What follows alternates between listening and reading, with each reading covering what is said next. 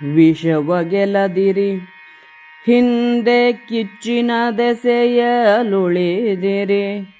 ದಾಯಿಗರು ದುರ್ವ್ಯಸನಿಗಳು, ದುಸ್ಸಹವು ನಿಮ್ಮಭ್ಯುದಯವಹಿತರಿಗೆ.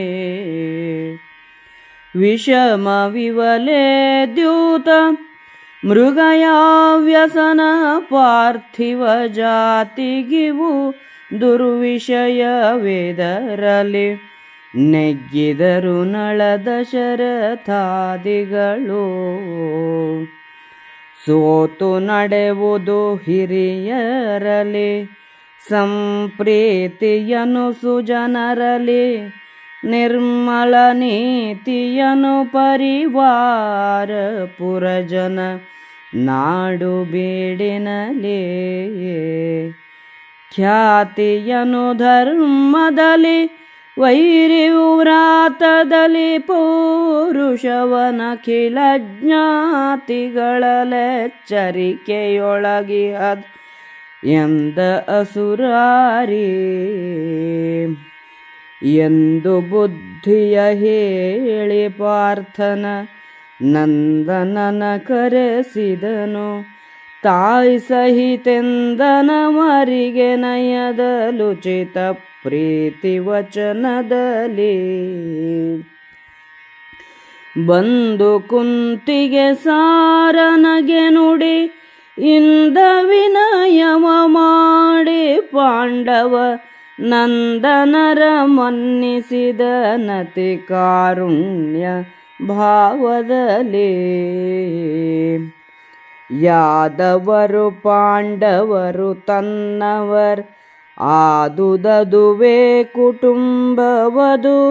ಮಹದಾದಿ ಸೃಷ್ಟಿಗದಾರ ರಕ್ಷೆ ಕುಟುಂಬವಾವನದು. ಆದರಿಸಿದನು ಕೆಲಬರನು, ಹೊರಗಾದವರು ಕೆಲರಾಯ್ತು. ಹರಿಮಾಯಾದುರಾಗ್ರಹ ವೃತ್ತಿಯೀಹದನೆಂದನ ಮುನಿಪ. ಈ ಹಿಂದೆ ನೀವು ದಾಯಾದಿಗಳು ಹಾಕಿದ ವಿಷದಿಂದ ಪಾರಾದಿರಿ, ಉರಿಯ ಮನೆಯಲ್ಲಿ ಉಳಿದುಕೊಂಡಿರಿ. ನಿಮ್ಮ ದಾಯಾದಿಗಳು ದುರ್ವ್ಯಸನವುಳ್ಳವರು, ನಿಮ್ಮ ಏಳಿಗೆಯನ್ನು ಅವರು ಸಹಿಸಲಾರರು. ರಾಜರಿಗೆ ಅಪದೆಸೆ ಬಂದೊದಗಲು 2 ದುರ್ವಿಷಯಗಳಿವೆ. ಒಂದು ಜೂಜು, ಇದರಿಂದ ನಳಮಹಾರಾಜನು ಕೆಟ್ಟನು. ಇನ್ನೊಂದು ಬೇಟೆ, ಇದರಿಂದ ದಶರಥನು ಕೆಟ್ಟನು. ಹಿರಿಯರಲ್ಲಿ ವಿನಯ, ಸಜ್ಜನರಲ್ಲಿ ಪ್ರೀತಿ, ಪರಿವಾರ ಪೌರರು ರಾಜ್ಯದ ಎಲ್ಲ ಪ್ರದೇಶದವರಲ್ಲೂ ನಿರ್ಮಲವಾದ ನೀತಿಯನ್ನು ಅನುಸರಿಸಬೇಕು.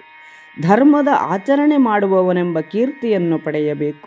ವೈರಿಗಳೊಡನೆ ಪೌರುಷವನ್ನು ತೋರಿಸಬೇಕು. ದಾಯಾದಿಗಳೊಡನೆ ಎಚ್ಚರಿಕೆಯಿಂದ ವರ್ತಿಸಬೇಕು ಎಂದು ಶ್ರೀಕೃಷ್ಣನು ಹೇಳಿದನು. ಶ್ರೀಕೃಷ್ಣನು ಸುಭದ್ರೆ, ಅಭಿಮನ್ಯು ಇವರನ್ನೂ ಕರೆಸಿ ಪ್ರೀತಿಯ ಮಾತುಗಳನ್ನಾಡಿದನು. ಕುಂತಿಯ ಬಳಿಗೆ ಹೋಗಿ ವಿನಯದ ವಾಕ್ಯಗಳನ್ನಾಡಿದನು. ಪಾಂಡವರನ್ನು ಕರುಣೆಯಿಂದ ಮನ್ನಿಸಿದನು. ವೈಶಂಪಾಯನನು ಜನಮೇಜಯನಿಗೆ, ಯಾದವರು ಪಾಂಡವರಿಬ್ಬರು ಅವನ ಕುಟುಂಬದವರೇ. ಮಹತ್ತೇ ಆದಿಯಾದ ಈ ಜಗತ್ ಸೃಷ್ಟಿಗೆ ಅವನು ತಾನೇ ರಕ್ಷಕ. ಅವನು ಮಾಯಾವೃತ್ತಿಯಿಂದಲೇ ಅವನಿಗೆ ಬೇಕಾದವರು ವಿರೋಧಿಗಳು ಎಂದು ತೋರುತ್ತಾರೆ ಎಂದು ಹೇಳಿದನು.